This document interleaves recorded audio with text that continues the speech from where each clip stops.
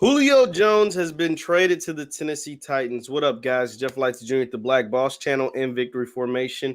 We're going to talk about what Julio actually does for the Titans right after the bumper.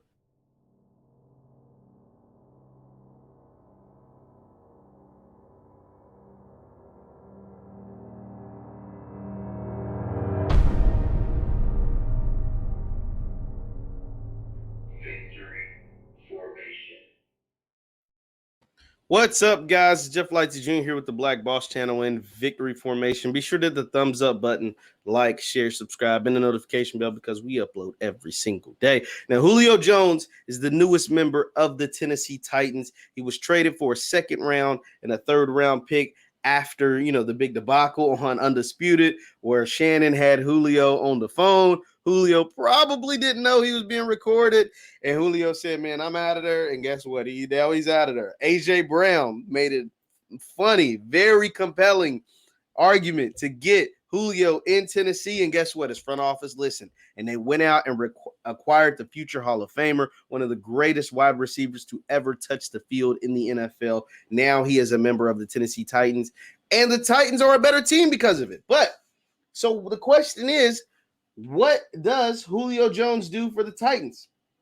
He does a lot for the Titans. He makes them, now they have two dynamic players on the outside, and you still have the NFL's leading rusher the last 2 years in Derrick Henry in the backfield. But here's the problem. The Tennessee Titans quarterback is Ryan Tannehill. And no fault of Ryan Tannehill's of his own.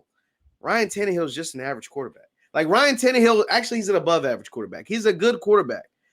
But the thing about this league is that you either have an amazing quarterback with a subpar defense, you can get away with it, or an amazing defense with a Ryan Tannehill type quarterback. The thing about Tennessee, they don't have an amazing defense.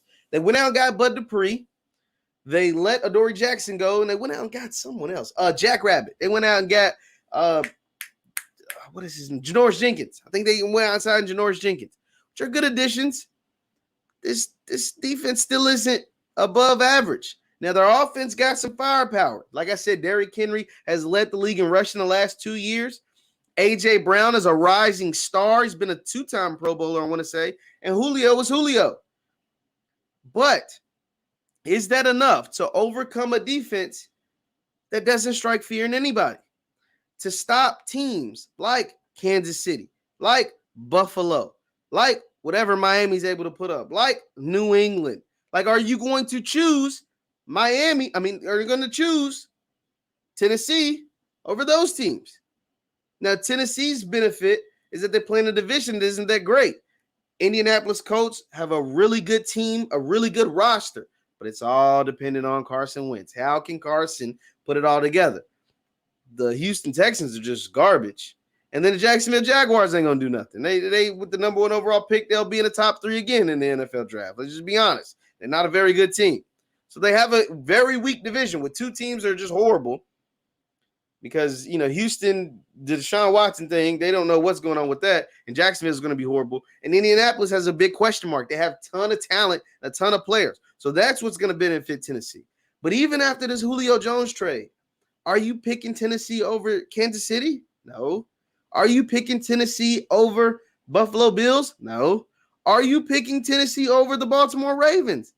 No, I'm not. Are you picking Tennessee over the Cleveland Browns? No, like you're not. Those teams are still clearly better. But with Julio, you are given another dynamic weapon that can maybe help out and complement that defense a lot better. Because Tennessee's defense, even though Mike Vrabel, who's their head coach, is a defensive guy, now all the stars are on offense. There's not one star on Tennessee's defense. Bud Dupree, I guess, is like a middling star, but he's coming off an injury. He's coming off. That's why Pittsburgh didn't resign him. He's coming off an injury. I don't know if he's going to be the same player. All the stars on Tennessee's offense. And none of them is named Ryan Tannehill. And that's the big question mark because a lot of times you can pick the team if all things created equal, if health is not a major factor, you can pick the better team or who has the better quarterback. In Baltimore, Kansas City, Buffalo, and maybe even Cleveland, have better quarterbacks. Not to mention their rosters are stacked. Kansas City has a stacked roster. So does Buffalo. So does Cleveland. Cleveland might have a top 3 roster in the league.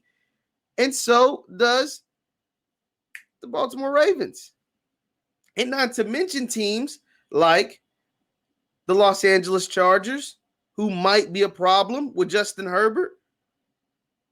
So we'll see. I like Julio Jones a lot. Does it move the needle greatly for Tennessee? Probably not. Leave your thoughts in the chat. Once again, I'm Jeff Lightsy Jr. with the Black Boss Channel and Victory Formation. Be sure to hit the thumbs up button, like, share, subscribe, and follow me on Instagram at jlightsy7. I post content on there all the time. Leave your thoughts in the chat. Please leave your thoughts in the chat on whether this Julio Jones trade made Tennessee one of the favorites in your eyes. I'm saying no, but I mean, maybe you disagree. Maybe you think something else. Maybe you think more of Julio than I do. And I love me some Julio Jones, but I think Tennessee's just got too much to overcome, especially. And I think they can only be so good. No offense to Ryan Tannehill, but Ryan Tannehill is their signal caller. Thanks, you guys. Thanks again. Be sure to hit the thumbs up button. I'm out.